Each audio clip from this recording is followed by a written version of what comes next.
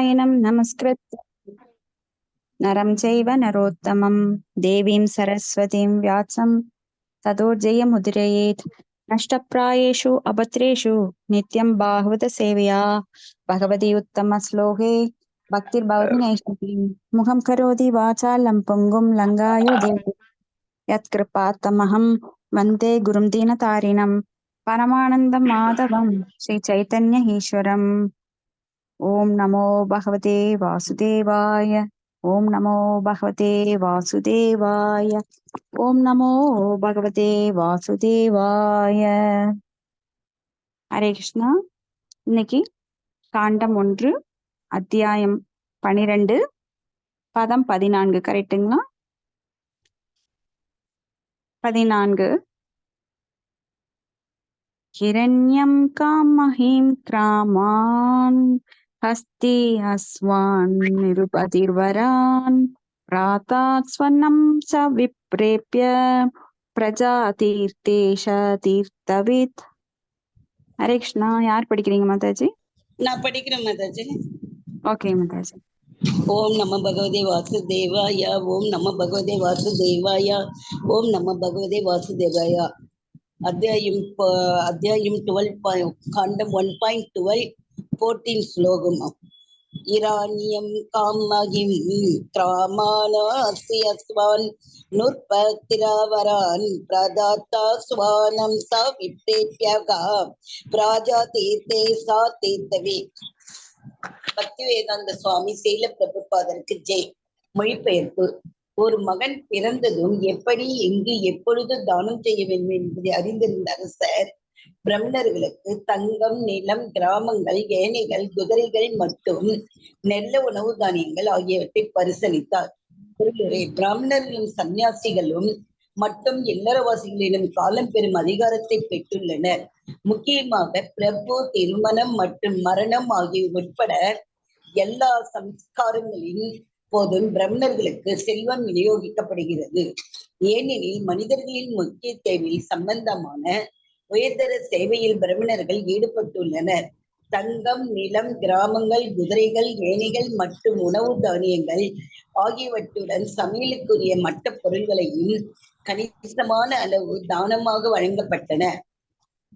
எனவே பிராமணர்கள் உண்மையில் ஏழைகளாக இருக்கவில்லை, மாறாக அவர்கள் தங்கம், நிலம்,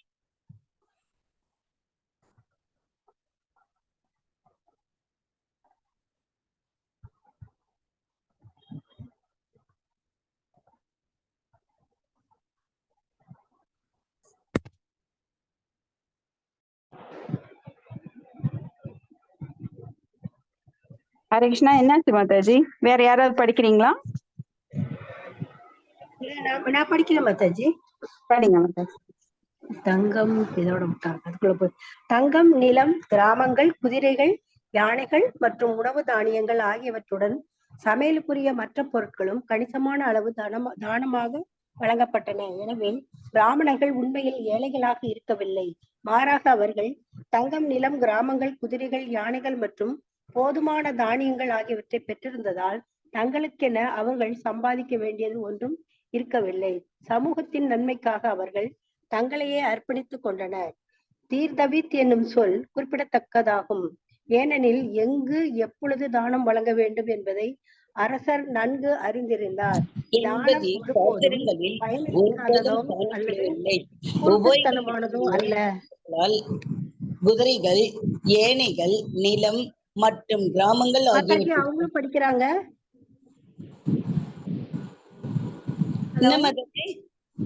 அவங்களும் படிக்கிறாங்களாட்டு இருக்குங்க.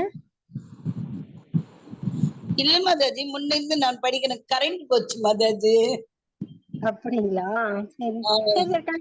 மாதாஜி உங்க வாய்ஸ் கட் ஆயிடுச்சு. அதனால எங்க விட்டீங்கன்னு தெரியல. அவங்க அதுல இருந்து படிச்சுட்டு இருக்காங்க. அவங்க படிக்கட்டு விடுங்க.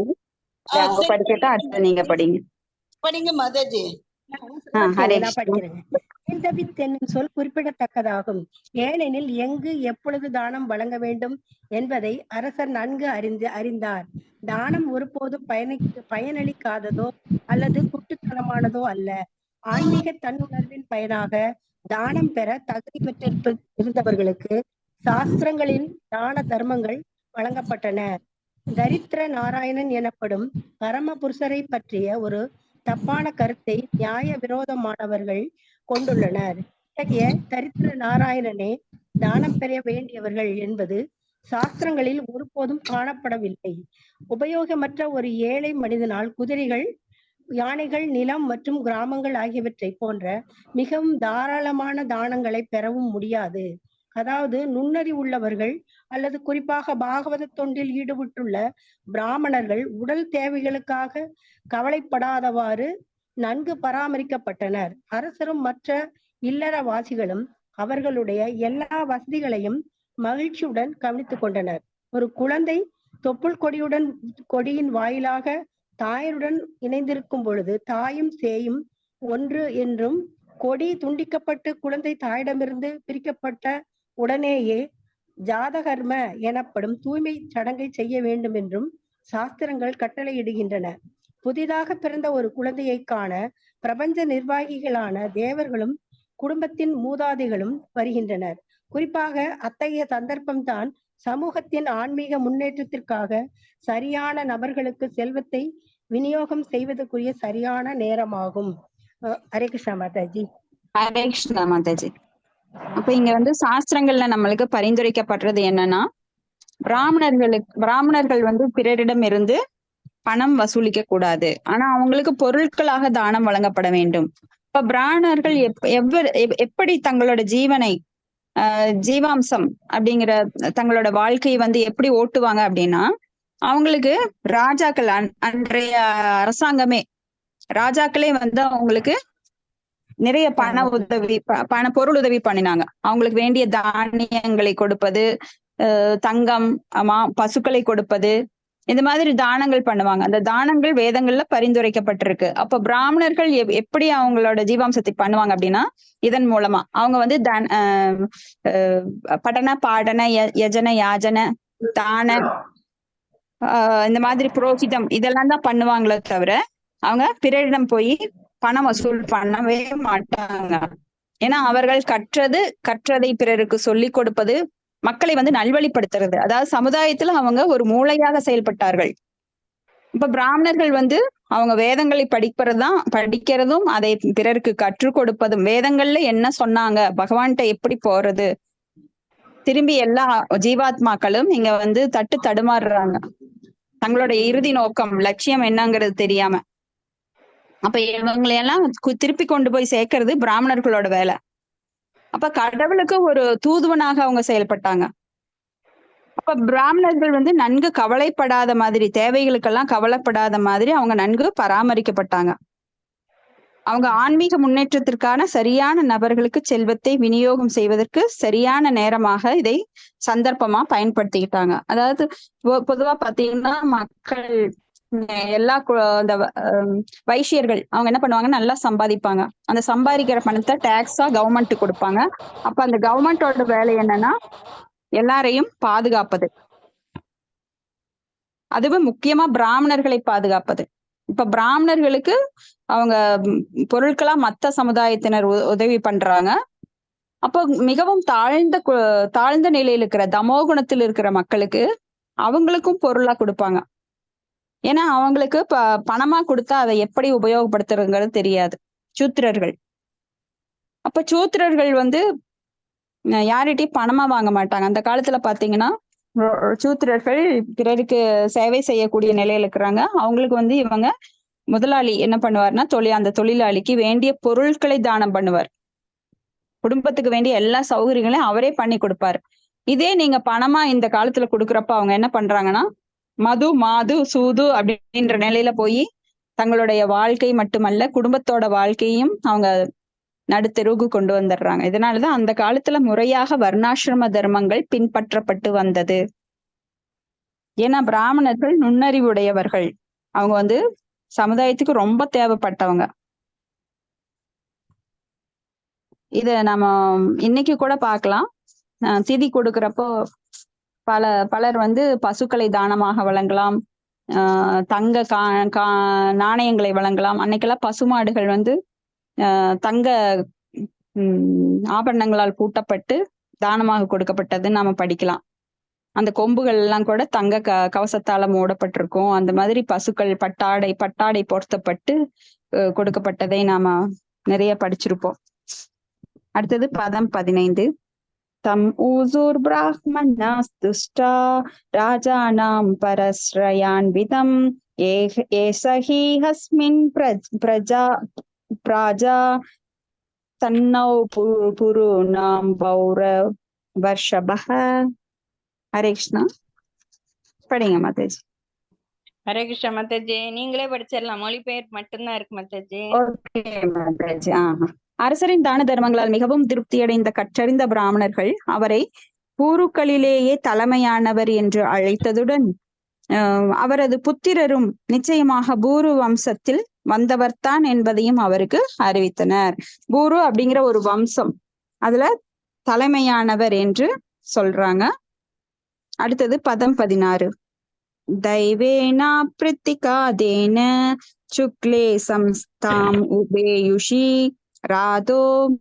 ராதோவோ அனுகிரகார்த்தாய விஷ்ணுனா பிரப விஷ்ணுனா.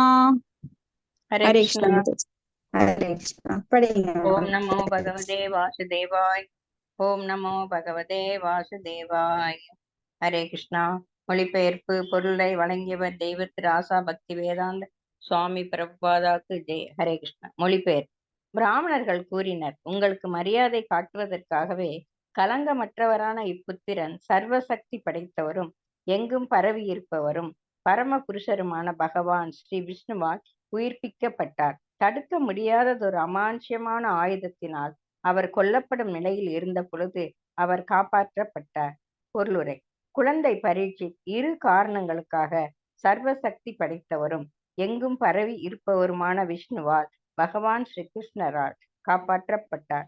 தாயின் கர்ப்பப்பைக்குள் இருந்த குழந்தை பகவானின் தூய பக்தர் என்பதால் மாசற்றவராக இருந்தது முதல் காரணமாகும்.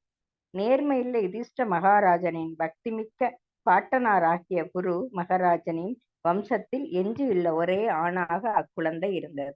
2வது காரணமாகும். பகவான் தமது பிரதிநிதிகளாக உள்ள பக்தியுள்ள அரச பரம்பரையினால் இவ்வுலகம் தொடர்ந்து ஆளப்பட வேண்டும் என்று விரும்புகிறார். இதனால் அமைதியும் செழுமையும் கொண்ட உண்மையான முன்னேற்றத்திற்கு வாய்ப்பு உண்டாகும். குருச்சேத்திர யுத்தத்திற்கு பின் யுதிஷ்ட மகாராஜனின் பரம்பரையை தொடர்வதற்கு ஒருவரும் எஞ்சியிருக்கவில்லை. எல்லோரும் அழிக்கப்பட்டு விட்டனர். புகழ்பெற்ற அந்த அரச குடும்பத்தில் மற்றொரு புத்திரனை உற்பத்தி செய்யக்கூடிய ஒருவரும் இல்லை. அபிமன்யுவின் புத்திரரான பரீட்சித் மகாராஜன் ஒருவர்தான் அக்குடும்பத்தில் உயிருடன் இருக்கும் ஒரே வாரிசு ஆவார். மேலும் அஸ்வத்தாமனின் தடுக்க முடியாத பிரம்மாஸ்திரம் அவரையும் கொன்றுவிடப் போவதாக இருந்தது. பகவான் ஸ்ரீ கிருஷ்ணர் இங்கு விஷ்ணு என்று விவரிக்கப்படுகிறார். இதுவும் குறிப்பிடத்தக்கதாகும். கிருஷ்ணர் விஷ்ணுவின் நிலையில் இருந்து கொண்டு காத்தல் மற்றும் அழித்தல் தொழில்களை செய்கிறார். அவர் பகவான் ஸ்ரீ கிருஷ்ணரின் பூரணமான அம்சம் ஆவார். பகவான் தமது சர்வ வியாபகம் உடைய செயல்களை அவருடைய விஷ்ணு அம்சத்தில் இருந்து கொண்டு நிறைவேற்றுகிறார். குழந்தை பரீட்சித் ஒரு தூய பக்தர் என்பதால் அவர் இங்கு மாசற்ற வெள்ளையுள்ளம் படைத்தவர் என்று விவரிக்கப்படுகிறார். இத்தகைய கலப்படமற்ற பக்தர்கள் பகவானின் திட்டத்தை நிறைவேற்றுவதற்காகவே பூமியில் தோன்றுகிறார். ஜட சிருஷ்டியில் மிதந்து கொண்டிருக்கும் பந்தப்பட்ட ஆத்மாக்கள் வீடு பேரடைய வேண்டும் என்று பகவான் விரும்புகிறார். இதனால் வேதங்களை போன்ற உன்னத இலக்கியங்களை தயாரிப்பதாலும் மத பிரச்சாரகர்களான ஞானிகளையும் முனிவர்களையும் அனுப்புவதாலும் அவரது பிரதிநிதியாக ஆன்மீக குருவை அனுப்புவதாலும் அவர்களுக்கு அவர் உதவுகிறார். இத்தகைய உன்னதமான இலக்கியங்கள் மத போதகர்கள் மற்றும் பகவானின் பிரதிநிதிகள் ஆகியோர் களங்கமற்ற வெள்ளையுள்ளம் கொண்டவர்கள் ஆவர். ஏனெனில் பௌதீக குணங்களின் களங்கம் அவர்களை தொடக்கூட முடியாது. அழிக்கப்பட்டுவிடும். ஆபத்து ஏற்படும் போதெல்லாம் பகவானால் அவர்கள் காக்கப்படுகின்றனர். இத்தகைய ஆபத்துகள் வெறும் பௌதீகவாதிகளால் விளைவிக்கப்படுகின்றன. குழந்தை பரீட்சித்தை நோக்கி அஸ்வத்தாமனால் பிரயோகிக்கப்பட்ட பிரம்மாஸ்திரம் அமானுஷ்யமான சக்தி படைத்தது என்பதில் சந்தேகம் இல்லை. ஊடுருவி செல்லும் அதன் ஆற்றலை தடுத்து நிறுத்தக்கூடியது இந்த தடவுலகில் எதுவும் இல்லை. ஆனால் உள்ளும் புறமும் எல்லா இடங்களிலும் நிறைந்திருப்பவரான சர்வசக்தியுள்ள பகவான் தகுதிமிக்க தொண்டரும் மற்றொரு பக்தரான யுதிஷ்ட மகாராஜனின் அம்சத்தவருமான பரீட்சித் மகாராஜனை காப்பாற்றுவதற்காகவே அந்த பிரம்மாஸ்திரத்தை நிஷ்பலமாக்கினார். ஹரே கிருஷ்ண மாதாஜி. ஹரே கிருஷ்ண மாதாஜி. இங்க பிரம்மாஸ்திரம் பகவானால் செயலிழக்கப்படுகிறது. ஏன்னா இங்க முக்கியமாக ஒரு தூய பக்தரை காப்பதற்காக அதை பயன்படுத்துறார். பகவான் அவ்வளவு சீக்கிரம் எதையுமே தன்னுடைய இயற்கை சட்டத்திலிருந்து மீற மாட்டார். பகவானாகவே இருந்தாலும் எதுலயும் அவர் தலையிடுறது கிடையாது. ஆனா தூய பக்தர்கள் நிலையில அது அந்த சட்டம் இங்க நாமெல்லாம் சட்டத்தை எப்படி வேணா வளைக்கலாம். இப்ப ஜட உலகத்துல பாத்தீங்கன்னா நாமளா ஒரு சட்டம் ஏற்றிக்கிறோம். இந்திய நாட்டின் சட்டம், பிரிட்டிஷ் அரசாங்கத்தின் சட்டம், ஜெர்மனி நாட்டின் சட்டம் அப்படின்னு எல்லாம் ஒவ்வொரு நாட்டுக்கும் ஒவ்வொரு சட்டம் இருக்கு. அந்த சட்டத்துல இன்னைக்கு கோர்ட்ல பாத்தீங்கன்னா திருடன் சீக்கிரமா வெளியில வந்துடலாம், ஜாமீன் எடுத்துட்டு வெளியில வரலாம், லஞ்சம் கொடுத்துட்டு வெளியில வரலாம். ஆனா பகவானோட சட்டத்தை சூட்சுமமானது, அதை யாராலும் முறியடிக்க முடியாது. அப்ப பகவானா பார்த்து பக்தர்களுக்காக அதை இறங்கி மனம் இறங்கி அவர் எப்படி வேணா மாத்தலாம். ஏன்னா பகவான் தான் அதை ஏற்படுத்தியவர். இப்போ ஒரு அரசர் சட்டம் ஏற்றுகிறார் என்றால் அந்த அரசர் சட்டத்திற்கு உட்பட்டவர் கிடையாது. அவர் ஜெயிலுக்குள்ள வர்றாருன்னா அவர் ஜெயில கண்காணிக்கிறதுக்காக வர்றார். வரும்போது அவர் ஒரு சில கைதிகளை தன்னோட இஷ்டப்படி விடுவிப்பார். அது அவரோட இஷ்டம். நீங்க ஏன் அவரை விடுச்சீங்க அதெல்லாம் முடியாது, நீங்களும் ஜெயிலுக்குள்ள போங்கன்னு அடுத்தவங்கள சொல்ல முடியாது. அது போல பகவான் கிருஷ்ணர் தனது சட்டத்தை அவரே மீறலாம். எப்போ ஒரு தூய பக்தருக்காகத்தான் மீறுவார். ஏன்னா அவர் மிகவும் தூய்மையானவர். அவர் ஒரு கேவலமான நபரையெல்லாம் விடுவிக்கிறதுக்காக இவ்வளவெல்லாம் பண்ண மாட்டார். அப்ப பரீட்சித் மகாராஜா தூய பக்தர், தூய பக்தரின் வம்சாவளி. ஏன்னா பூருக்கள் வம்சத்துல வந்தவர். பூருங்கிற ஒரு சிறந்த மன்னர் ஆட்சி செய்த அந்த வம்சத்தில் வந்தவர். அந்த பஞ்சபாண்டவர்களோட பேரன். இப்படி நிறைய சிறப்புகள் இருக்கு. அப்போ ஒரு தூய பக்தரை எங்க உருவாக்குறாரு அப்படின்னா ஒரு பெரிய நல்ல ஒரு குடும்பத்துல. சுசீனாம் தேகே அப்படின்னு நாம படிக்கிறோம் பகவத்கீதையில. சுஷீனாம் ஸ்ரீமதாம் கேஹே அப்படின்னு படிக்கிறோம். அவர் ஒரு பிராமணர் குடும்பத்திலேயோ அல்லது பெரிய செல்வந்தர் குடும்பத்திலேயோ பிறந்து மீண்டும் பக்தி செய்யறார் அப்படின்னு. அதை விட இங்க பகவானுடைய அந்தரங்க சகாக்கள் இந்த மாதிரி பெரிய இடத்துல இருந்து வர்றாங்க. தூய பக்தர் குடும்பத்துல பிறக்குறாங்க. பிறந்து இப்ப பகவானை பற்றிய நிலை மாறாமல் அந்த தூய நிலையிலேயே அவங்க ஆட்சி செய்கிறாங்க. அப்போ பகவான் இங்க யுதிஷ்டிர மகாராஜன் தலைமையில் ஒரு தூய ஆட்சி நடக்க வேண்டும் என்பதற்காக அந்த துரியோதனரை எல்லாம் களைந்து அந்த புற்கள் வேண்டாத அந்த பூடுகள் எல்லாம் களைந்து இங்க யுதிஷ்டிர மகாராஜை அமர செய்கிறார். அப்ப யுதிஷ்டிர மகாராஜா அவர் துறவரம் மேற்கொள்கிறார். யாரை வச்சுக்கிட்டு இங்க பரீட்சித் மகாராஜாவை மறுபடியும் அவர் தலைமையில ராஜாங்கத்தை கொடுத்துட்டு அவர் வானப்பிரஸ்தம் போயிடுறார். அப்போ வேதங்களை போன்ற உன்னத இலக்கியங்கள் தயாரிப்பதாலும் மத பிரச்சாரர்களான ஞானிகளையும் முனிவர்களையும் அனுப்புறதுனாலையும் அவரது பிரதிநிதிகளான ஆன்மீக குருவை அனுப்புறதுனாலையும் அவங்களுக்கு பகவானே உதவுறார். அப்ப இங்க அவங்களுக்கு பல இடைஞ்சல்கள் வரும் பௌதிகவாதிகளால. அதுல இருந்தும் அவர் காப்பாற்றுகிறார். ஏன்னா அவங்க எல்லாம் ரொம்ப ஒரு உன்னதமான நிலையில இருக்கிறவங்க, எந்த ஒரு கெட்ட எண்ணமும் இல்லாத அடுத்தவங்களை காப்பாத்த வர்றவங்களுக்கு இடைஞ்சல் பண்ணா அது எவ்வளவு பெரிய துரோகம். ஏன்னா பிராமண நிலையும் கடந்து வைஷ்ணவ நிலையில இருக்கிற அந்த தூய வைஷ்ணவர்களுக்கு அபராதம் பண்றதுங்கிறது ரொம்ப ரொம்ப பெரிய குற்றம். ஏன்னா அவங்களுக்காக எதுவுமே இங்க இந்த ஜட உலகுல அவங்க எதிர்பார்க்கறது கிடையாது. அவங்க உடல் தளத்துல கிடையாது, ஆன்ம தளத்துல இருக்கிறாங்க. அடுத்தவங்களுக்கு நன்மை செய்யறதுதான் அவங்களோட பெரிய லட்சியம். இந்த வீழ்ந்த ஆத்மாக்களை எப்படி அவங்கள ஞாபகப்படுத்துறது, நீங்கெல்லாம் பகவானுடைய அங்கங்கள், நீங்கெல்லாம் பகவானுக்கு சொந்தம், அதனால பகவானுக்கு சேவை செய்யணும், உங்களோட உடல் தளத்துல இருக்காதீங்கன்னு நம்மளுக்கெல்லாம் புரிய வைக்கிறதுக்கு வர்றாங்க. அப்படிப்பட்டவங்களை நாம எந்த உயர்ந்த அளவுல கருதணும், அதுதான் இங்க சொல்லப்பட்டிருக்கு. அடுத்தது பதம் 17. தஸ்மான்னாம் நாம் விஷ்ணுராத இதி லோகே பவிஷ்யதி ந சந்தேகோ மகாபாக மகாபாகவதோ மகான். படிக்க மாதாஜி. ஹரே கிருஷ்ணா மாதாஜி. படிங்க மாதாஜி. பவித்ர ஆஷா பக்தி வேதாந்த சுவாமி சில்லா பிரபாதிகாரி. ஒளிபெருப்பி காரணத்திற்காக இக்குழந்தை பரமபுருஷராலேயே காப்பாற்றப்பட்டவர் என்று இவ்வுலகில் பிரசித்தி பெறுவார். மகா பாக்கியசாலியே இக்குழந்தை முதல் தர பக்தராக மாறி எல்லா நற்குணங்களையும் பெற்றிருப்பார் என்பதில் சந்தேகம் இல்லை. பொருளுரை: அனைவருக்கும் பகவானே உன்னத தலைவர் என்பதால் அவர் எல்லா ஜீவராசிகளுக்கும் பாதுகாப்பு அளிக்கிறார். எல்லா ஜீவன்களுக்கும் இடையில் பகவான் பரம ஜீவனாக பரம புருஷராக இருக்கிறார் என்று வேத மந்திரங்கள் உறுதி செய்கின்றன. இந்த இருவகை ஜீவன்களில் ஒருவரான பரமபுருஷ பகவான் மற்ற எல்லா ஜீவன்களின் தேவைகளையும் அளிக்கிறார். அவரை அறிவதால் நித்தியமான அமைதியை ஒருவர் அடைய பெறலாம். கடவுபதேசம் இத்தகைய பாதுகாப்பு அவரது வெவ்வேறு சக்திகளினால் வெவ்வேறு படியிலுள்ள ஜீவன்களுக்கு அளிக்கப்படுகிறது. ஆனால் தூய பக்தர்களுக்கு அவர் தாமாகவே பாதுகாப்பு அளிக்கிறார். எனவே பரிசுத்த மகாராஜன் அவரது தாயின் கற்பப்பைக்குள் தோன்றிய நேரத்திலிருந்தே பாதுகாக்கப்பட்டார். மேலும் பகவானாலேயே அவர் பாதுகாக்கப்பட்டார் என்பது குழந்தை எல்லா நற்குணங்களும் பொருந்திய பகவானின் முதல் தர பக்தராக இருப்பார் என்ற முடிவையை சுட்டிக்காட்டுகிறது.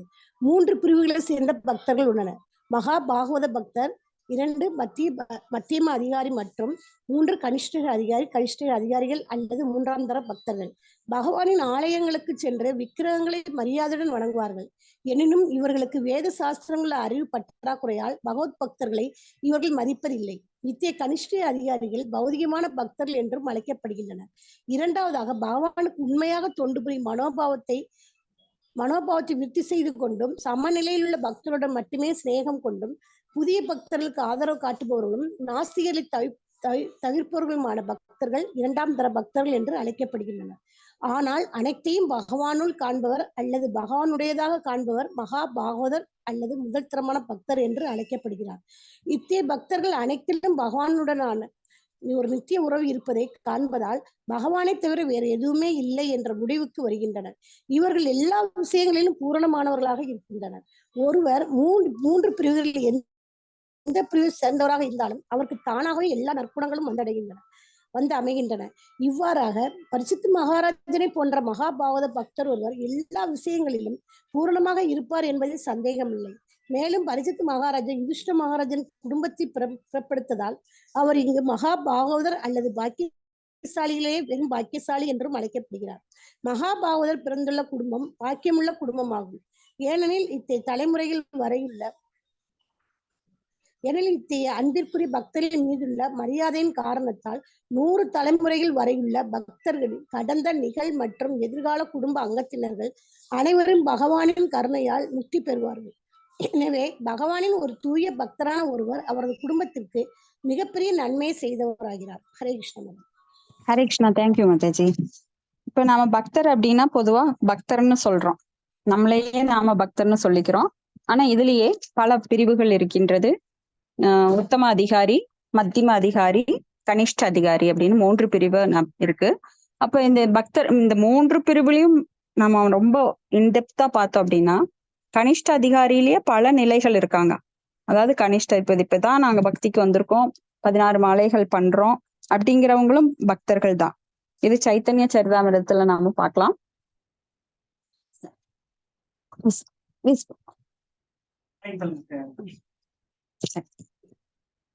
அப்போ நம்ம சைத்தன்ய சரிதாமிரத்துல பார்த்திருக்கோம், ஸ்ரீ ராமானந்தராயர் மற்றும் சைத்தன்ய மகாபிரபு அவங்க 2 பேருக்குள்ள உரையாடல் நடக்கும்போது பக்தர்னா யாரு அப்படிங்கிற ஒரு டெபினிஷன் ராமானந்தராயர் கேட்கிறார். இப்போ பக்தர் அப்படிங்கிறவர் யார் ஒருவர் பகவானோட திருநாமத்தை என்றும் சொல்லிக் கொண்டிருக்கிறார்களோ அவங்க பக்தர் அப்படின்னு சொல்றார். ஹரே கிருஷ்ண ஹரே கிருஷ்ண கிருஷ்ண கிருஷ்ண ஹரே ஹரே, ஹரே ராம ராம ராம ஹரே ஹரே, அந்த திருநாமத்தை திரும்ப திரும்ப சொல்லிக் கொண்டிருப்பவர்கள் பக்தர் அப்படின்னு சொல்றார். அடுத்த முறை சந்திக்கும் போது யார் தூய பக்தர் அப்படின்னு பகவான் பகவான்கிட்ட சைத்தன்ய மகாபிரபுட்ட கேட்கிறாரு. அப்ப பகவான் சொல்றாரு, யார் அந்த நாமத்தை தொடர்ந்து உச்சரித்து கொண்டிருக்கிறார்களோ அவங்க மனசுக்குள்ள இப்ப நாம சொல்றோம் அப்படின்னா நம்ம மனசு சொல்லிட்டே இருக்கும் நம்மள அறியாம, அப்படி தொடர்ந்து உச்சரித்து கொண்டிருக்கிறார்களோ எப்பொழுதும் 24 மணி நேரம் அவங்க என்ன பக்தர் அப்படின்னு சொல்றாரு. அடுத்த டைம் கேட்கிறாரு. அடுத்த டைம் பார்க்கும்போது மறுபடியும் யாரு பக்தர் அப்படின்னு கேட்கும்போது அவர் சொல்றாரு, யாரை பார்த்தவுடன் நம்மளுக்கு உடனே பக்தி நம்ம உடம்புல அப்படியே மனசுல உடம்புலையும் பக்தி அப்படியே பிரவாகம் ஊற்றெடுக்கின்றதோ அவர் தூய பக்தர். இப்போ நாம ஒரு தூய பக்தரை பார்க்கும்போது அவங்களோட ஸ்பரிச காற்று பட்டா கூட போதும், நம்மளுக்கு தூய பக்தி நம்மளுக்கும் வந்துடும். அவங்களுடைய ஒரு அதான் நாம பாவத்துல பாக்குறோம். திதீஸ்வ கார்ணி இல்ல, ஒரு பக்தர் எப்படி இருப்பாருன்னா, திதீஸ்வ கார்ணியா சுக்ருதா சர்வதேகினாம் சாந்தாக சாதவாக சாதுபூஷணம் அப்படின்னு எல்லா குவாலிட்டியும் இருக்கும். அப்ப பவத் விதாஸ் பாகவதாஸ் தீர்த்த பூதாக அப்படின்னா எல்லா தீர்த்தங்களையும் அவங்க வந்து அவங்க உடம்புலயே வச்சிருப்பாங்களாம். அவ்வளவு புனிதமானவங்களாம். ஏன்னா நாம தீர்த்தங்களை நாடி போய் அங்க தீர்த்தங்கள்ல குளிக்கிறோம். ஆனா அவங்ககிட்டயே எல்லா தீர்த்தம் இருக்கும். அப்ப அவர் எந்த ஒரு இடத்துக்கு வர்றாரோ அந்த கங்கை காவிரி போன்ற புனித நீர்களை எல்லாம் அவர் கொண்டு வர்றாராம். அப்ப அந்த இடமே புனிதமாகுதுன்னா பாத்துக்கோங்க. அப்போ ஒரு தூய பக்தரோட சகவாசம் சன நேரம் போதும். சாது சங்கை சர்வ சாஸ்திர ஹோய் அப்படின்னு சொல்லி நாம ஒரு ஸ்லோகம் பார்க்கலாம். சன நேரம் போறோம். ஒரு நொடி பொழுது அவங்களுடைய சகவாசம் கிடைத்தா கூட அவங்க பக்தி தொத்திக்குமா அடுத்தவங்களுக்கு. அவ்வளவு பவர்ஃபுல் அவங்க, ஏன்னா அவ்வளவு பியோர் அவங்க. அப்போ ஒரு தூய பக்தர் எந்த நிலையில இருப்பாருன்னா எல்லா உயிர்களையும் சமமாக காண்கின்றார். அவருக்கு வேறுபாடே கிடையாது. உடலால அவங்க வந்து நாயா இருக்கலாம், இல்ல ஒரு தாவரமா இருக்கலாம், ஒரு மனிதனா இருக்கலாம், ஒரு பறவையா இருக்கலாம். ஆனா உள்ள இருக்கிற அந்த ஆத்மாவானது சக ஆத்மா மமைவாம்ச ஜீவலோகி, நம்மளோட உறவினர். ஏதோ விதத்துல நாம் எல்லாருமே உறவினர்கள். ஏன்னா பகவானுடைய அங்கத்துணுக்கு நாம் எல்லாருமே. அதுல வேறுபாடு என்னன்னா, உடலால வேற வேற நிலையில எல்லாரும் போர்வை போத்திருக்காங்க. பச்சை கலர் போர்வை, மஞ்சள் கலர் போர்வை, செவ்வ கலர் போர்வை. ஆனா உள்ள இருக்கிற ஆத்மாவானது பகவானுடைய ஒரு துணுக்கு. அப்ப எல்லாரையுமே அந்த உள்ள இருக்கிற ஆத்மாவும் பிளஸ் பரமாத்மா, எல்லா ஆத்மாக்கு கூடயும் பரமாத்மா இருக்கிறது அவங்களுக்கு தெரியும். வித்யாவனய சம்பன்னே பிராமணே கவி ஹஸ்தினி சுனி சைவச்ச மகாபாகைச பண்டிதாக சமதர்ஷனக. அதனால எல்லாவற்றையும் சம தர்ஷனம், சமமான நோக்கில் பார்க்கின்றார். அவருக்கு யார் மேல பகை கிடையாது. அஜாத சத்திரவக, அவருக்கு எதிரியே கிடையாது. அப்ப பிரம்மபூத பிரசன்னாத்மா நா சோச்சதி நா காங்ஷதி சம பூதேசு சர்வேஷு மத் பக்திம் லபதே பராம். சம பூதேசு சர்வேசு, எல்லா பூதேஷு அப்படின்னா எல்லா உயிர்வாளிகளையும் சமநோக்குடன் காண்கிறார்கள். அவங்கதான் உத்தம பக்தர்கள். நம்மளுக்கெல்லாம் யாராவது ஏதாவது சொன்னா நம்ம மனுஷங்களுக்குள்ளேயே பகை இருக்கு, பக்தர்களுக்குள்ள பகை இருக்கும். அப்ப விலங்குகளெல்லாம் நம்ம விலங்குகளை தான் பார்ப்போம். அதுக்கு நாயின்னா அத சீப்போன்னு காலில் எட்டி உதைப்பாங்க. ஆனா தூய பக்தர்களுக்கு எந்த ஒரு விரோதம் எதிரித்துவம் கிடையாது, சமமான நோக்கில் பார்ப்பாங்க. இதே அடுத்தது மத்தியம அதிகாரி அப்படின்னா அவங்களுக்கு கொஞ்சம் சாஸ்திரங்கள் தெரிஞ்சிருக்கும். அவங்க என்ன பண்ணுவாங்க, பக்தர்களை பக்திக்கு வர்றவங்கள ஆதரிப்பாங்க, பக்திக்காக ரொம்ப போராடுவாங்க, பல பேர்கிட்ட பக்தி பத்தி சொல்லி கொடுக்க முயற்சி பண்ணுவாங்க. ஆனா அவங்க ஒத்து வரல அப்படின்னா பகவானை பற்றி ரொம்ப மோசமா பேசும்போதோ அவங்ககிட்ட இருந்து விலகிடுவாங்க. ரொம்ப ரிஸ்க் எல்லாம் எடுக்க மாட்டாங்க. அவங்களுக்குள்ள சரி நம்ம இவங்க எல்லாம் ஆகாது அப்படின்னு விலகி வந்துருவாங்க. அது மத்தியம பக்தர். அப்ப கனிஷ்ட அதிகாரி அப்படிங்கிறவங்க கோயிலுக்கு வருவாங்க, அவங்களுக்குள்ளேயும் பக்தி இருக்கு, ஆனா ரொம்ப ஒரு கீழ் லெவல்ல பிறரோட சண்டை போட்டுக்குவாங்க, சாஸ்திரங்கள் தெரியாது. அப்ப யாரெல்லாம் பக்தர்னு நாம பகவத்கீதையில பார்த்திருக்கிறோம்? 4 வகையான பக்தர்கள் இருக்காங்கன்னு யாரா சொல்ல முடியுமா?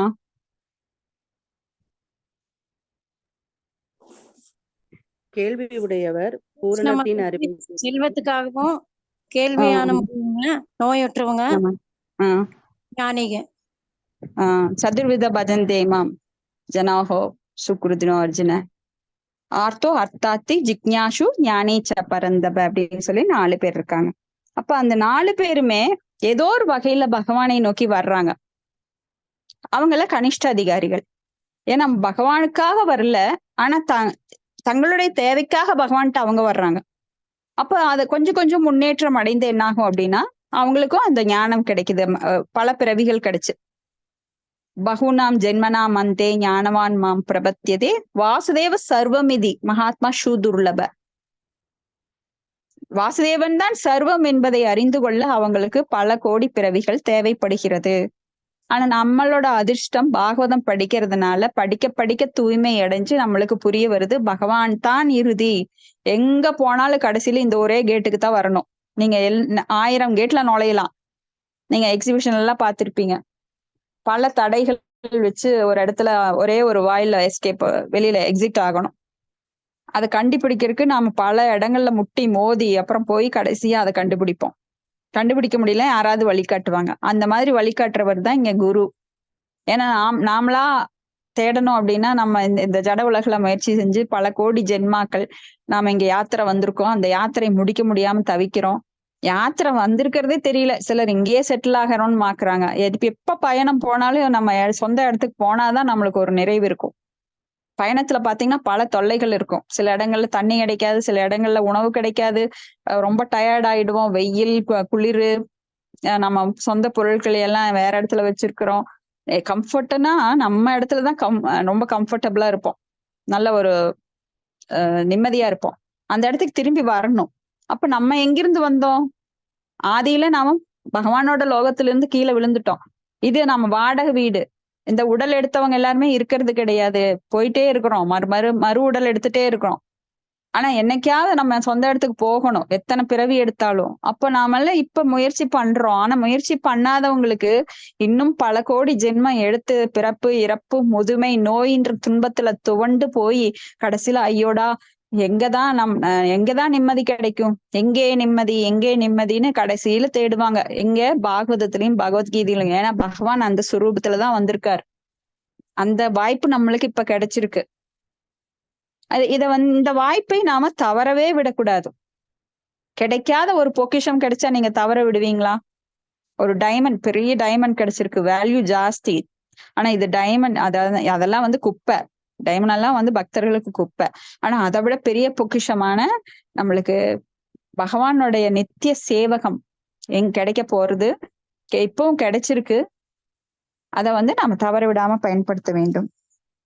அடுத்தது பதம் 18. ஸ்ரீ ராஜோ உவாச்ச அபி ஏஷ வம்ஸ்யான் ராஜசூன் புண்ணிய ஸ்லோகான் மகாத்மனः அனுவர்த்திதாஸ்வித் யசசா சாதுவாதேன சத்தமாக. ஹரே கிருஷ்ணா. படிங்க. மொழிபெயர்ப்பு. மிகவும் நல்லவரான அரசர் யுதிஷ்டர் என வினாவினார். ஓ மகாத்மாக்களே, இச்சிறந்த அரச குடும்பத்தில் தோன்றிய மற்றவர்களைப் போலவே இவரும் ஒரு புனித மன்னராகவும் பக்தியுள்ளவராகவும் அவரது சாதனைகளில் புகழுக்கும் பெருமைகளுக்கும் உரியவராகவும் இருப்பாரா? பொருளுரை. யுதிஷ்ட மகாராஜனின் முன்னோர்கள் அனைவரும் புனித மன்னர்களாகவும் அவர்களது சாதனைகளால் புகழுக்குரியவர்களாகவும் பக்தி உள்ளவர்களாகவும் இருந்தனர். அவர்கள் அனைவரும் அரசவிடத்தில் அமர்ந்திருந்த ரிஷிகளாக இருந்தனர். இதனால் பிரஜைகள் அனைவரும் பக்தி உள்ளவர்களாகவும் ஒழுக்கம் உள்ளவர்களாகவும் செழிப்புடனும் ஆண்மை ஞானம் பெற்றவர்களாகவும் இருந்தனர். இத்தகைய ராஜ ரிஷிகள் மகாத்மாக்கள் மற்றும் ஆன்மீக கட்டளைகளின் கண்டிப்பான வழிகாட்டலின் கீழ் பயிற்றுவிக்கப்பட்டனர். இதன் பலனாக ராஜ்யம் ஆன்மீக வாழ்வை கொண்ட மகிழ்ச்சி நிறைந்த இடமாகவும் புண்ணியவான்கள் நிறைந்த இடமாகவும் இருந்தது. யுதிஷ்ட மகாராஜன் அவரது முன்னோர்களின் ஒரு சரியான பிரதியாக இருந்தார். அவருக்கு பின் வரப்போகும் அரசரும் புகழ்பெற்ற அவரது முன்னோர்களைப் போலவே இருக்க வேண்டும் என்று அவர் விரும்பினார். மேலும் ஜோதிட சாஸ்திரப்படி குழந்தை பகவானின் முதல் தரமான ஒரு பக்தராக பிறக்கும் என்பதை கற்றறிந்த பிராமணர்களிடமிருந்து கேள்விப்பட்டு அவர் மகிழ்ச்சி அடைந்தார். அதைவிட முக்கியமாக குழந்தை அவரது முன்னோர்களின் அடிச்சுவடுகளை பின்பற்றுமா என்பதை அவர் அறிய விரும்பினார். இதுவே அரசாட்சிக்குரிய வழிமுறையாகும். அரசாள மன்னர் புண்ணியவானாகும் நல்ல வீர பண்புகளை கொண்ட பகவானின் பக்தராகவும் திடீரென உயரந்தஸ்து பெற்ற அற்ப மனிதர்களுக்கு அச்சமூட்டுபவராகவும் இருக்க வேண்டும். மேலும் குற்றமற்ற பிரஜைகளை ஆள்வதற்கு சமமான தகுதிகளை கொண்ட ஒரு வாரிசையும் அவர் விட்டு செல்ல வேண்டும். இக்காலத்து குடியாட்சி முறையில் மக்கள் சூத்திரர்களாகவோ அல்லது அதைவிட இழிவான நிலையிலோ உள்ளனர். மேலும் ஆட்சி முறையை பற்றிய சாஸ்திர அறிவை பெறாதவர்களான இவர்களது பிரதிநிதிகளால் ஆட்சி நடத்தப்படுகிறது. இவ்வாறாக சூழ்நிலை முழுவதுமே காமமும் பேராசையும் கொண்ட சூத்திரர்களின் குணங்கள் நிறைந்ததாக உள்ளது. இத்தகைய நிர்வாகிகள் தினந்தோறும் தங்களுக்கிடையில் சண்டை போட்டுக் கொள்கின்றனர். கட்சிகளில் காணப்படும் சுயநல நோக்கங்களின் காரணத்தால் ஆட்சிக்குழு உறுப்பினர்கள் அடிக்கடி மாறிக்கொண்டே இருக்கின்றனர். ஒவ்வொருவரும் சாகும் வரை நாட்டின் செல்வங்களை சுரண்ட முயல்கின்றார். அரசியல் வாழ்விலிருந்து யாரும் ஓய்வு பெற விரும்புவதில்லை. அவர்களை வலுக்கட்டாயமாக வெளியேற்ற வேண்டியுள்ளது. இத்தகைய இழிவான மனிதர்களால் எப்படி மக்களுக்கு நன்மை செய்ய இயலும்? இதன் பலனாக லஞ்சம், சதி ஆலோசனை மற்றும் கபட நாடகம் போன்றவை அதிகரிக்கின்றன. வெவ்வேறு பதவிகளை ஏற்கும் முன்பாக எவ்வளவு சீரிய நிர்வாகிகளாக இருக்க வேண்டும் என்பதை அவர்கள் ஸ்ரீமத் பாகவதத்தில் இருந்து கற்றுக்கொள்ள வேண்டும். ஹரே கிருஷ்ண மாதாஜி. ஹரே கிருஷ்ணா மாதாஜி. தேங்க்யூ மாதாஜி. அப்போ இங்க வந்து பகவானாலேயே யுதிஷ்ட மகாராஜா அரசாங்கத்தில் உயரிய பதவியான அந்த அரியாசனத்தில் அமர்த்தப்பட்டார். அவரது வாரிசுகளான இப்போ பரிசுத்த மகாராஜா வர்றார். அப்போ அங்க வந்து பிரஜைகள் பக்தியுள்ளவர்களாகவும் ஒழுக்கம் இருக்கிறவங்களாகவும் செழிப்போட ஆன்மீக ஞானம் இருந்தவங்களாகவும் இருந்தாங்க. ஏன்னா யதா ராஜா ததா பிரஜா, ராஜா எப்படியோ அப்படித்தான் பிரஜைகள் இருப்பாங்க. ராஜா வந்து லஞ்சம் வாங்கினா அது கீழே இருக்கிற மந்திரி ராஜாவே வாங்குறாரு எனக்கு என்ன அப்படின்னு அவனும் வாங்குவான். அவருக்கு கீழே இருக்கிற அதிகாரிகள் இன்னைக்கு அதுதான் நடக்குது நாட்டுல. அப்போ உயர்ந்த நிலையில யார் ஒருவர் லஞ்சம் பெறுகிறாரோ அவரை பார்த்துதான் அடுத்தவங்க நடப்பாங்க. கிருஷ்ணரே சொல்லியிருக்காரு, ஒரு உயர்ந்தவன் எப்படி இருக்கிறானோ அதை பார்த்தே மற்றவர்களும் அதை பின்பற்றுகிறார்கள் அப்படின்னு சொல்லி பகவான் கிருஷ்ணரே சொல்றாரு. எந்த ஸ்லோகத்துல? ஸ்லோகம் யாருக்கா ஞாபகம் இருக்கா? அது தொடக்கம் யதா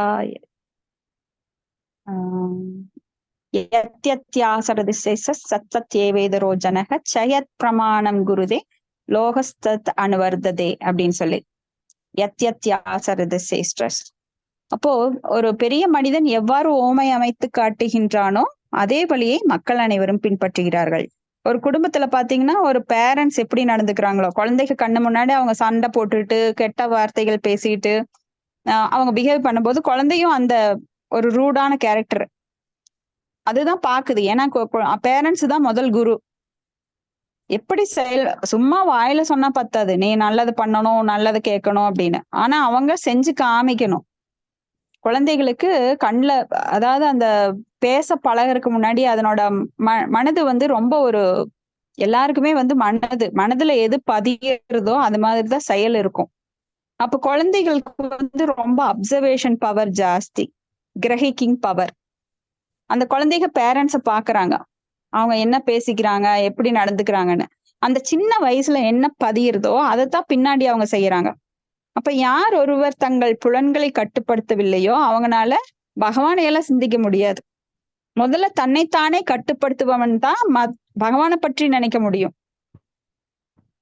வாச்சோ வேகம் மனச குரோதோ வேகம் ஜிக்வா வேகம் உதரோபஸ்த வேகம் ஏதான் வேகான்யோ விஷகீத தீர அப்படின்னு நாம உபதேச அமிர்தத்துல முதல் ஸ்லோகம் பார்ப்போம். வாய் அப்படிங்கிறது முக்கியமானது. 9 வாயில் குடிலையில வாய்ங்கிறது ஒரு பெரிய ஒரு ஒரு 9 வாயில்ல இது முதன்மையான வாயில். ஏன்னா வாயில தான் நம்ம பல வார்த்தைகளை கொட்டுறோம்.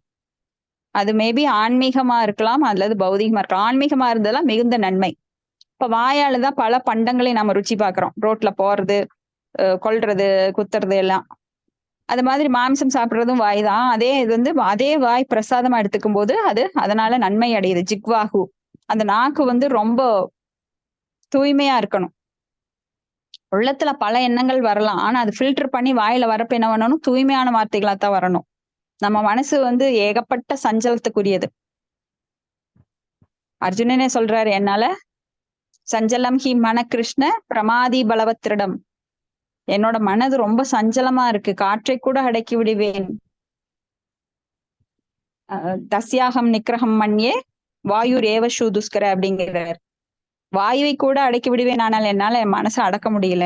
அப்போ நம்ம மனசை அடக்க முடியாதப்போ நம்மளையே முதல்ல நம்ம புலன்களை நாம கட்டுப்படுத்தினாதான் பகவானை பற்றி நினைக்க முடியும். அப்போ புலன்களை கட்டுப்படுத்த பகவானது திருநாமத்தை தொடர்ந்து உச்சரிக்கணும். அப்ப மனசு கட்டுப்படும். அப்புறம் பகவானை பற்றி மேல மேல நாம சிந்திக்கும் போது பக்தியில மிகவும் ஆழ்ந்த நிலைக்கு போலாம்.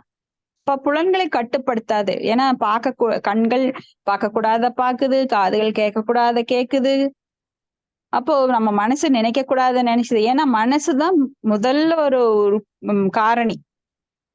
இந்த 11 இந்திரியங்கள், இந்த கர்மேந்திரியங்கள், ஞானேந்திரியங்கள் பிளஸ் மனம், இதுல வந்து 11 அங்கங்கள் இருக்கு. இதுல 11லயே முக்கியமானது மனசு. ஏன்னா மனசை கட்டுப்படுத்தாதவங்க புலன்களை கட்டுப்படுது. ஏன்னா மனசுதான் முதல்ல தூண்டுது. நம்ம கைய வேண்டாத எடுக்க சொல்லுது, கண்ணை வேண்டாத பார்க்க சொல்லுது, காதுக்கு வேண்டாத கேட்க சொல்லுது. காது வேண்டாத கேட்கறப்போ என்ன ஆகுது? பலவற்றின் மேல நம்மளுக்கு காமம் ஏற்படுகிறது. ஆசை, காமம் என்றால் ஆசை ஏற்படுது. அந்த காம ஏச குரோத ஏச ரஜோகுண ரஜோகுணத்தை உண்டாக்குது நம்மளுக்கு மேல மேல. அப்புறம் குரோதம், எது கிடைக்கலையோ அது மேல நம்மளுக்கு கோபம் வரும்.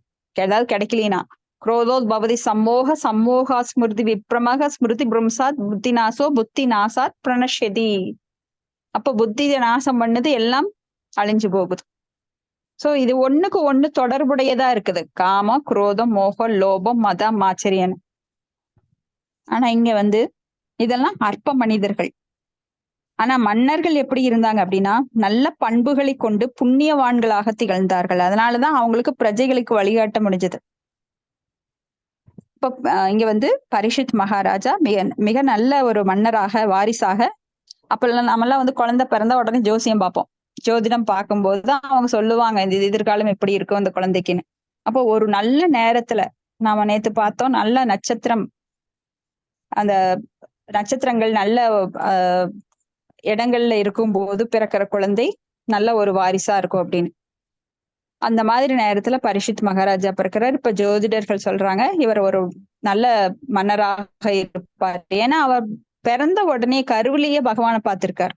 இப்ப பகவானை பாக்குறதுக்கெல்லாம் எவ்வளவு புண்ணியம் பண்ணிருக்கணும், எவ்வளவு பெரிய ஒரு மகாத்மாவா இருந்தா அவரால் பகவானை பார்க்க முடியும். அப்ப அவர் வந்து கண்டிப்பா நல்ல ஆட்சியும் கொடுப்பார் அப்படின்னு, இங்க நிர்வாகியாக இருப்பார்னு சொல்லி அந்த ஜோதிடர்கள் சொல்றாங்க. அடுத்தது பதம் 19. பிராஹ்மணா ஹூச்சு பார்த்த பிரஜாபிதா சாக்ஷாத் இச்வாஹூரிவ மாணவஹ பிராஹ்மண்ய சத்ய சந்தஸ் ச ராமோ தாசரதிர்யதா. நான் படிக்கவா மாதாஜி? படிக்கவா மாதாஜி? மாதாஜி? உங்களுக்கு நெட் விடாதுல்ல? நெட் கட் ஆகாதுல்ல இடையில? கரெக்டா இது வரைக்கும் கரெக்டா வந்துன்னு இருந்தது. சரிங்க.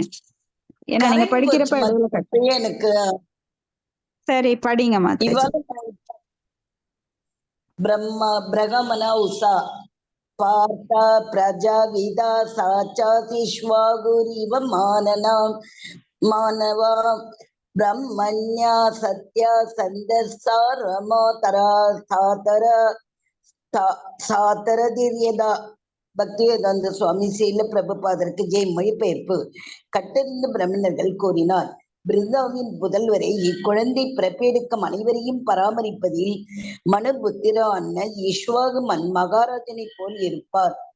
பிரம்மனா கொள்கைகளை பின்பற்றுவதில், குறிப்பாக வாக்குறுதியை காப்பாற்றுவதில் இவர் தசரத மகாராஜனின் ஒரு புதல்வரும் பரமபுருஷராகிய ஸ்ரீராமரை போலவே இருப்பார். பொருள் உரை. பிரஜா என்னும் சொல் ஜட உலகில் பிறப்பெடுத்துள்ள ஜீவராசியை குறிக்கிறது. உண்மையில் ஜீவராசிக்கோ பிறப்பு இறப்போ கிடையாது. ஆனால் பகவானின் சேவையிலிருந்து அவன் பிரிந்திருப்பதாலும் ஜட உலகை அடக்கியாலே அவன் ஆசை கொண்டிருப்பதாலும் அத்தகைய பௌதிக ஆசைகளை திருப்திப்படுத்திக் கொள்வதற்காக அவனுக்கு பொருத்தமான ஒருடல் வழங்கப்படுகிறது. இத்தகைய செயலாளர்கள் ஒருவன் ஜட இயற்கை குணங்களில் பந்தத்திற்கு உள்ளாகின்றனர். மேலும் அவனுக்கு செயலுக்கேற்ப தடைவுடலும் மாறுகிறது. இவ்வாறாக ஜீவராசி 84 வகையான உயிரினங்களுக்கிடையில் உடல்களை மாற்றிக்கொண்டே போகிறான். ஆனால் பகவானின் பின்னப்பகுதி என்பதால் வாழ்வின் எல்லா தேவைகளும் அளிக்கப்பட்டு பகவானால் அவன் பராமரிக்கப்படுவதுடன் பகவானாலும் புனித மன்னனாக உள்ள அவனது பிரதிநிதிகளாலும் அவன் பாதுகாக்கவும் படுகிறான். எல்லா பிரஜைகளையும் அல்லது ஜீவராசிகளும் வாழ்ந்து அவரவர் சிறைவாசத்தை முடித்துக் கொள்வதற்காக இப்பனித மன்னர்கள் அவர்களுக்கு பாதுகாப்பை அளிக்கின்றனர். உண்மையில் பரீட்சித் மகாராஜன் ஒரு சிறிய அரசர் ஆவார். ஏனெனில் ராஜ்யத்தை அவர் சுற்றி பார்க்கும் வேளையில் கலிபுருஷனால் ஒரு பசு கொல்லப்படும் நிலையில் இருப்பதை கண்டார். அவனை கொலைக்காரனாக கருதியுடனே அவரை தண்டிக்க முற்பட்டார். அதாவது புனித அரசர்களான மிருகங்களுக்கும் பாதுகாப்பு வழங்கப்பட்டது என்பதே இது குறிக்கிறது. ஏனெனில் ஜட உலகில் பிறந்தவர்களுக்கு வாழும் உரிமை இருக்கிறது அல்லவா? சூரியகோளத்தின் அரசில் இருந்து மண்ணுலக அரசர் வரை உள்ள எல்லா ராஜரிஷிகளையும் வேத இலக்கியங்களை பின்பற்றுவதில் அக்கறை கொண்டிருந்தனர். உயர்கிரகங்களில் கூட வேறு வேத இலக்கியங்கள் கற்பிக்கப்படுகின்றன. சூரிய தேவனுக்கு விவாஸ்வான் பகவானால் உபதேசிக்கப்பட்டதை பற்றி குறிப்பு பகவத்கீதையில் 4.1 உள்ளது. இதை சூரிய தேவன் அவரது மகனான மனுவுக்கும் மனு இஷ்வா மகாராஜனுக்கும் உபதேசித்தனர். இவ்வாறாக சேடப்பரம்பரையின் மூலமாக கைமாட்டப்பட்டது. பிரம்மாவின் ஒரு நாளில் 14 மனுக்கள் உள்ளனர். இங்கே குறிப்பிடப்பட்டுள்ள மனு 7வது மனு ஆவார். சன்னதியை உண்டு பண்ணும் பிரஜபதிகளில் ஒருவரான இவர் சூரிய தேவனின் மகன் ஆவார். இவர் வைவஸ்வதா மனு எனப்படுகிறார். இவரது 10 புதல்களில் இஷ்வாக் மகாராஜனும் ஒருவர் ஆவார். இஷ்வாக் மகாராஜன் அவரது தந்தையான மனுவிடமிருந்து பகவத்கீதையில் கற்பிக்கப்பட்டிருப்பதை போலுள்ள பக்தி யோக முறையையும் கற்றறிந்தார். மனு அது அவரது தந்தையான சூரிய தேவனிடமிருந்து பெற்றார். பிற்காலத்தில் பகவத்கீதையின் உபதேசங்கள் இஷ்வாக் மகாராஜனிடமிருந்து சேடப்பரம்பரை மூலமாக கீழிறங்கி வந்தது. ஆனால் காலப்போக்கில் சங்கிலி தொடர் யோகி மற்றவர்களாக குடைப்பட்டு போன்றது. எனவே குருஷேத்திர போர்க்களத்தில் அது மீண்டும் அர்ஜுனுக்கு உபதேசிக்கப்பட்டது. ஆகவே எல்லா வேத இலக்கியங்களும் ஜட உலக சிருஷ்டியின் முதல் துவக்கத்தில் இருந்தே இருக்கின்றது. இவ்வாறாக வேத இலக்கியங்கள் அபூர்வா ஷேயா மனிதனால் உண்டாக்கப்பட்டவை அல்லவா என்று அழைக்கப்படுகிறான். பிரபஞ்சத்தில் படைக்கப்பட்ட முதல் ஜீவராசியான பிரம்மா பகவானால் பேசப்பட்ட வேத அறிவை முதலாக கேட்டறிந்தார். இஷ்வாக் மகாராஜன் வைவஸ்வதா மனுவின் மகன்களான ஒருவரான இவருக்கு 100 மகன்கள் இருந்தனர். மாமிசம் என்பதற்கு இவர் தடை விதித்தார். இவருடைய மரணத்திற்கு பின் இவரது மகனான தசரதன் அடுத்த அரசன் ஆவார். இவருடைய மரணத்திற்கு பின் இவரது மகனான சசாதன் அடுத்த அரசன் ஆவார். மனு இப்பதத்தில் இஷ்வாகின் தந்தையை குறிப்பிடப்பட்டுள்ள வைவஸ்வதா மனு 7வது மனு ஆவார். இவர் சூரிய தேவனின் மகன். பகவான் ஸ்ரீ கிருஷ்ணர் பகவத்கீதையை அர்ஜுனுக்கு உபதேசிப்பதற்கு முன்பாக அதை சூரிய தேவனான விவஸ்வானுக்கு உபதேசித்தார். மனித வர்க்கம் மனிதனின் சன்னதி ஆகும். இந்த வைஸ்வத மனுவிற்கு இஷ்வாகு, நபகா, துர்ஷா, சர்யாதி, நரிஷந்தா, நபாகா, திஷா, ருஷு, பிருஷத்தரா மற்றும் வசுமான் என்னும் 10 மகன்கள் இருந்தனர். வைஸ்வதா மகன் மனுவின் ஆட்சி காலத்தில் ஆரம்பத்தில் பகவான் மற்ற அவதாரமாக தோன்றினார். இவர் தமது தந்தையான விவாஸ்வனிடமிருந்து பகவத்கீதையின் கோட்பாடுகளை கற்றறிந்து அதை தமது புத்திரனான இஷ்வா மகாராஜனுக்கு உபதேசித்தார். திரோத யுகத்தில் ஆரம்பத்தில் சூரிய தேவன் மனுவிற்கு பக்தி தொண்டை உபதேசித்தார். மனுவும் அதை மனித சமூகத்தின் நன்மைக்காக இஷ்வா மகாராஜனுக்கு உபதேசித்தார். பகவான் ஸ்ரீராமர் பரமபுருஷ பகவான் ஸ்ரீராமராக தோன்றி தமது தூய பக்தரும் அயோத்தியின் அரசருமான தசரத மகாராஜன் தமது தந்தையாக ஏற்றுக்கொண்டார். ஸ்ரீராமர் தமது பூரண அம்சங்களுடன் அவதரித்தார். அவரது அம்சங்கள் அனைவரும் அவரது இளைய சகோதரர்களுக்காக தோன்றினார். வழக்கம் போல் தர்மத்தை காத்து அதர்மத்தை அழிப்பதற்காக திரோதோ யுகத்தில் சைத்திர மாதத்தில் வளர்ப்பிறையின் 9ஆம் நாளன்று பகவான் தோன்றினார். அவர் வாலிபராக இருந்த பொழுது மாமுனிவரான விஸ்வாமித்திற்கு உதவும் பொருட்டு சுபாகா என்னும் அரக்கனை கொண்டதுடன் முனிவர்களின் அன்றாட கடமைகளுக்கு இடையூறு செய்து வந்த அரக்கையையும் தாக்கினார். பிரம்மணர்களும் சஷ்டியர்களும் ஒத்துழைத்து பொதுமக்களின் நன்மைக்காக செயல்பட வேண்டும். பிரம்மாண்ட முனிவர்களில் பக்குவமான அறிவின் மூலம் மக்களுக்கு நாணம் புகட்ட முயல்கின்றனர். அத்தகைய முனிவர்களுக்கும் பாதுகாப்பு அளிக்க வேண்டியது சத்திரியர்களின் கடமையாகும். பிரகமண தர்மம் எனப்படும் மனித வர்க்கத்தில் மிக உயர்ந்த பண்பாட்டை பராமரிக்கவும் பாதுகாக்கவும் ஏற்ற சிறியரசராக பகவான் ஸ்ரீ ராமச்சந்திரர் இருந்தார்.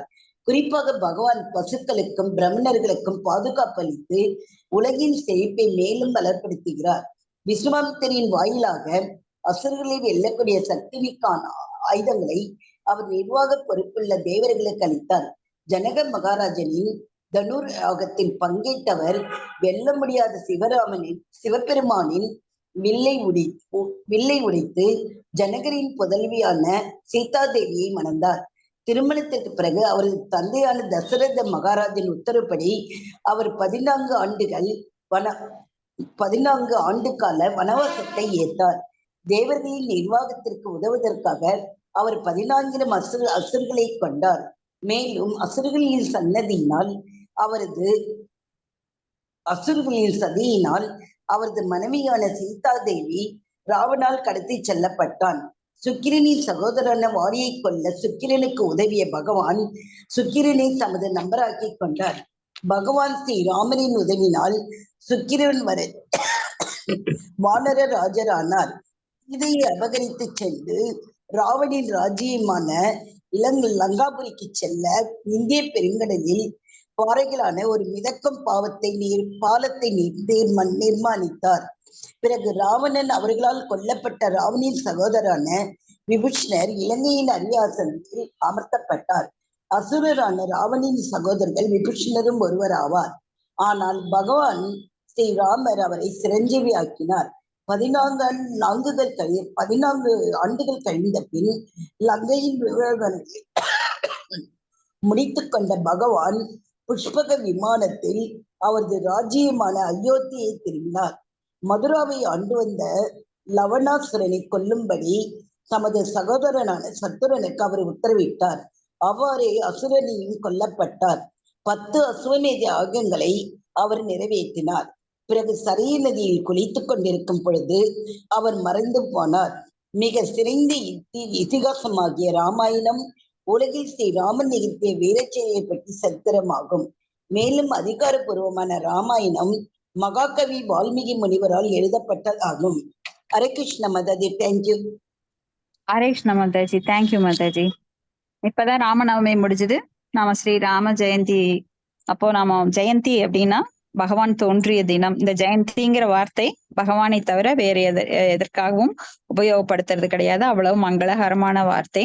அப்ப கிருஷ்ண ஜெயந்தி, அந்த ராம ஜெயந்தி அப்படின்னு நாம சொல்லுவோம். பகவான் உதித்த தினம். இங்க வந்து பிறந்த குழந்தையான அந்த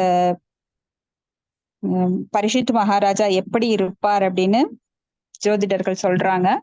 அவர் வந்து மிகவும் சிறந்த தாத்தாவை போலவே அவர் இருப்பாரு, யுதிஷ்டிர மகாராஜாவை போலவே இருப்பாரு, மிகச்சிறந்த ஆட்சி புரிவார் அப்படின்னு சொல்லிட்டு. அப்ப இங்க வந்து நம்மளுக்கு எப்படி இந்த பகவத்கீதை, பாகவதம் போன்ற புராணங்கள் எல்லாம் வெளிப்பட்டது. ஏன்னா எவ்வளவோ கோடி ஆண்டுகள் ஆயிடுச்சு இந்த பிரபஞ்சம் தோன்றி. அப்ப ஏன் இன்னும் இப்ப நேத்து தோன்றியிருந்தே இன்னைக்கெல்லாம் மறைஞ்சு போகுது. நாம பல காவியங்களை பார்த்திருப்போம், பல கவிஞர்கள் எழுதின பாடல்களை பார்த்திருப்போம்.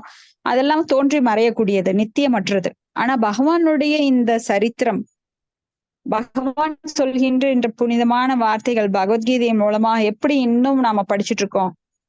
அதுவும் ஸ்ரீல பிரபுபாதர் வந்தோன்னதான் அது மறுபடியும் புதுப்பிக்கப்பட்டது.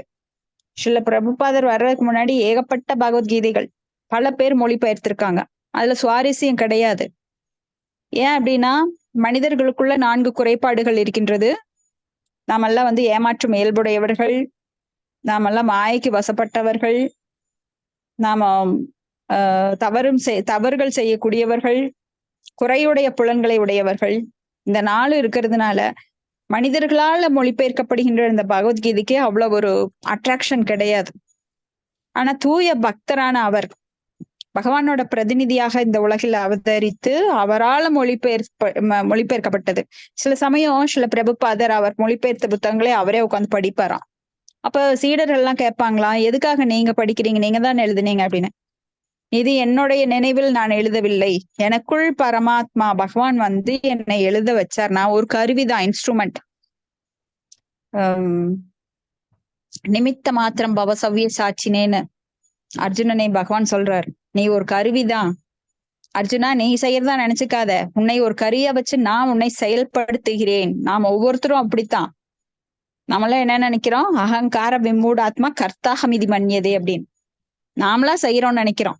நல்ல செயலெல்லாம் நம்ம செஞ்சுட்டோம் அப்படின்னா அப்படியே பாராட்டு நம்மளுக்கு தான் வரணும்னு நினைப்போம், நம்மள அப்படியே புகழணும்னு நினைப்போம். ஆனா என்னை வச்சு பகவான் அதை செய்தார். ஆனா தூய பக்தர்களுக்கு புகழ் தானாக வரும். ஏன்னா பகவான் அதை கொடுக்கறதுக்காக அந்த பக்தரை அந்த இடத்துல நியமிக்கிறார். இப்ப அர்ஜுனனை வந்து பாரத அந்த குருட்சேத்திர போர்க்களத்துல அர்ஜுனன் யூஸ் பண்ணார் அப்படின்னா அந்த புகழான தனது தூய பக்தனான அர்ஜுனனுக்கு போகணுங்கிறதுக்காக அவர் தேர்ந்தெடுத்திருக்கிறார். அப்ப அர்ஜுனன் நான் மாட்டேன்னு எவ்வளவோ வாதாடுறார். அவர் வந்து கரிசிய வசனம் தவ அப்படின்னு சொல்லி பிரப்பன் என்ன சொல்றாரு 2.7 நான் பிரபன்னம் அப்படின்னு சொல்லி சரணடைற அப்படிங்கிறார். கார்பண்ய தோஷோ பகத சுபாவக பிரிச்சாமிதாம் தர்ம சம்மூட சேதக யச்ரேஹயம் புரூஹிதம் தன்மே சிஷ்யஸ்தியாகம் சாதிமாம் தம் பிரபன்னம் அப்படிங்கிறார். சரணடைகிறேன் அப்படிங்கிறார். ஆனா அவர் சரண் அடையல. எப்போ 10வது அத்தியாயம் வரைக்கும் அவர் சரணடையில. மறுபடியும் பல கேள்விகள், பல சந்தேகங்கள். அவர் ஏன் இப்படி, ஏன் அப்படி, கர்ம யோகானா என்ன, ஞான யோகானா என்ன, அஷ்டாங்க யோகானா, கர்ம மிஸ்ர பக்தினா என்ன, ஞான மிஸ்ர பக்தினா, பக்தி மிஸ்ர கர்மானா என்ன, ஞான மிஸ்ர பக்தி மிஸ்ர ஞானனா என்ன, அப்படி பல கேள்விகளை கேட்டுட்டே இருக்கார். 24 மூலக்கூறுகள்னா என்ன, அது எங்கிருந்து வந்தது, மகத்தத்துவம்னா என்ன, ஆன்மீக உலகம் எங்க இருக்கு, அது எப்படிப்பட்டது, அங்க இருக்கிறவங்க எல்லாம் எப்படிப்பட்டவங்க, அங்க எத்தனை ஜனம் இருக்கா, ஜனத்தொகை இருக்கு, அந்த கால்குலேஷன் எல்லாம் அத்துப்படி இவர் அத்தனையும் கேட்கிறாரு. அது மாதிரிதான் பாகவதமும். பாகவதத்துல ஹிஸ்டரி, ஜியாகிரபி, சயின்ஸு, இன்னும் என்னென்னவோ இன்னைக்கு இருக்கிற பல துறைகள் எல்லாமே அடங்கியதுதான் பாகவதம். அப்போ இது மைன்யூட்டா மேலோட்டமா இல்லாம, சிலர்லாம் பாத்தீங்கன்னா நுனிப்புள் மேய்வாங்க. நுனிப்புள் மேய்ஞ்சவங்களுக்கு உள்ள ஒண்ணுமே இருக்காது. வெளிப்புறமா எல்லாம் தெரிஞ்ச மாதிரி காட்டிப்பாங்க. ஆனா உள்ள ஒண்ணு டப்பா காலியா இருக்கும். ஆனா இங்க பாகவதம் அப்படி கிடையாது. பகவான்னா யார், அவர் டாப் டு பாட்டம். அப்படி படிச்சா கூட நம்ம மனசுல ஏறாது. ஏன்னா பகவானை பற்றி தெரிந்து கொள்ள யாராலே முடியாது. சிவனோ பிரம்மாவால கூட முடியாது. ஆனா நம்மளுக்கு தெரிஞ்ச அளவுக்கு நம்ம வந்து இப்ப எப்படி பரிஷித் மகாராஜா பூர்ணமானவர் அப்படின்னு பார்த்தா அவரோட அளவுல, அப்ப பக்தர்கள் வந்து எல்லாருமே பூர்ணமானவர், எல்லா உயிர்வாளிகளும் பூர்ணமானவங்க தான். எப்படின்னா அவங்கவுங்க நிலையில. ஆனா அந்த பூர்ணத்துவத்தை இழந்திருக்கிறோம். ஆனா இதை கெயின் பண்ணும்போது, நாம படிச்சு படிச்சு படிச்சு கெயின் பண்ணும்போது நாமும் பூர்ணமானவர்களாக மாற்றப்படுகிறோம். எப்போனா பகவானுக்கு அடிப்பணிறப்போ. எல்லா குவாலிட்டிஸும் பகவான்கிட்ட தான் இருக்கு. அவர்தான் எல்லாவற்றையும் அனுபவிப்பாளர். போக்தாராம் யக்திய தவசாம், அவர்தான் அவர்தான் எல்லா யாகங்களையும் எல்லா தவங்களையும் அனுபவிப்பவர். யத் கரோசி யத் யஜ்ஞாசி யத் தபசி யத் ஜிகோசி ததாசி யத் தபசி கவுந்தே தத் குரு ஸ்வமாத் அர்ப்பணம் அப்படின்னு சொல்லி எல்லாவற்றையும் அனுபவிப்பவர் அவர்தான். எல்லாம் அவருக்குத்தான் சமர்ப்பணம் அப்படின்னு நான் வந்து ஒரு சேவகன் தான் அப்படின்னு எப்போ நம்ம அகங்காரம், பொய் அகங்காரம் அழிந்து உண்மையான அகங்காரமான நான் பக்தனுக்கு சேவகன்கின்ற நிலை வருகிறதோ அப்பத்தான் நாம பூர்ணம் மத பூர்ணம் மிதம் பூர்ணாத் பூர்ணம் முதச்சிதேன்னு நாமளும் பூர்ணமானவங்க ஆவோம். நாமும் பூர்ணமானவங்க தான். ஆனா இப்போ மாயால அது குறையுடையதாக இருக்கிறது. ஏன்னா நான் அனுபவிப்பாளன் அப்படின்னு நாம நினைக்கிறோம். நாம அனுபவிப்பவர்கள் கிடையாது, அனுபவிக்கப்படுபவர்கள்.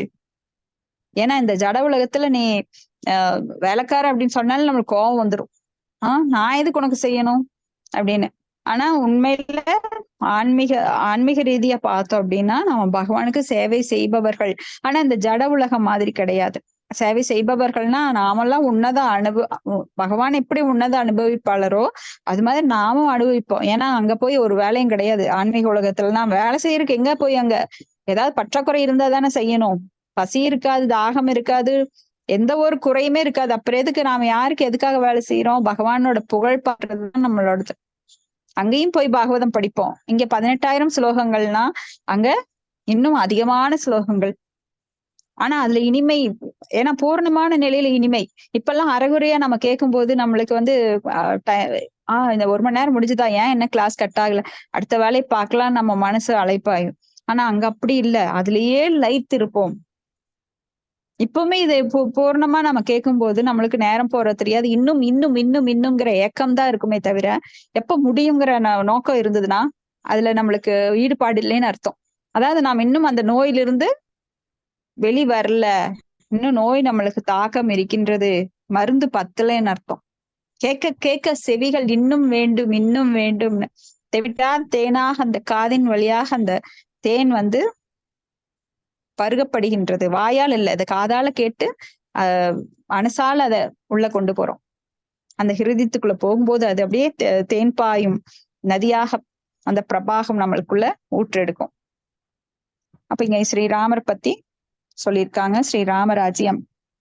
ஏன்னா பகவான் ஸ்ரீ கிருஷ்ணரே தன்னை பலவாக விரிவங்கம் பண்ணிக்கும் போது ஸ்ரீராமராகவும் வருகிறார். அவருடைய அவதாரங்கள்.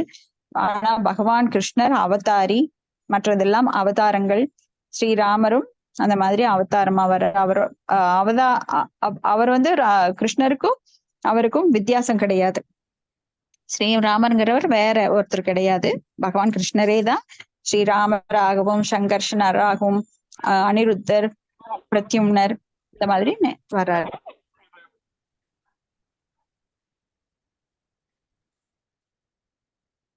ஹரே கிருஷ்ணா. இதோட நாம் முடிச்சுக்கலாம். வேற ஏதாவது சந்தேகங்கள் உங்களோட கருத்துக்கள் இருந்தா நீங்க எல்லாரும் பகிர்ந்து கொள்ளலாம். ரொம்ப நன்றி. இந்த பாகவத சங்கத்தில் நாம் எல்லாரும் கூடி